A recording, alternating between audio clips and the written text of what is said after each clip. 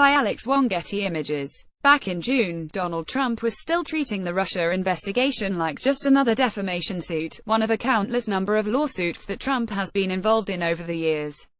The first attorney he retained to lead his legal team, Mark Kasowitz, was his longtime personal lawyer from his New York real estate days, and he responded as if former FBI Director James Comey's sworn Senate testimony was just another meritless claim he could dismiss with a cease and desist letter.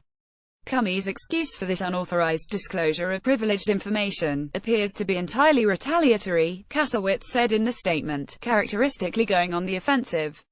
We will leave it to the appropriate authorities to determine whether this leaked SIC should be investigated along with all those others being investigated. 2 months later, the Russia probe looks much more serious, and Trump's lawyers appear to be treading much more carefully. Kasowitz, who was busted sending an unhinged email sent to a total stranger, "I'm on you now. You are fucking with me now. Let's see who you are. Watch your back, bitch," has stepped down, and Ty Cobb, a mustachioed Washington super lawyer, has taken over. Special counsel Robert Mueller has impaneled a grand jury, and Jay Sekulow, who occupies the role of Trump's TV lawyer, defending the president on news shows, has apparently tempered his rhetoric. The reboot appears to be happening on several levels as Trump's team work to prevent any additional attacks on Mueller, Comey, or other people central to the investigation, that might be perceived as attempts to obstruct the Russia probe.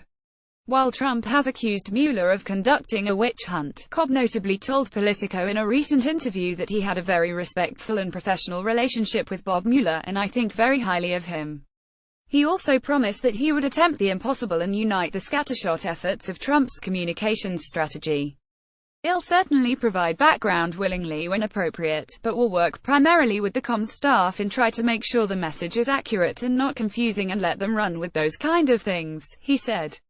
Though the communications team has yet to become organized, and the president continues to put himself in jeopardy with his ever-shifting explanations, Trump's legal team has become more disciplined. As Axios reported on Monday, the messaging seems to have shifted from furiously denying all wrongdoing to the more sustainable position that the president did nothing wrong, as well as dialing back attacks on Attorney General Jeff Sessions.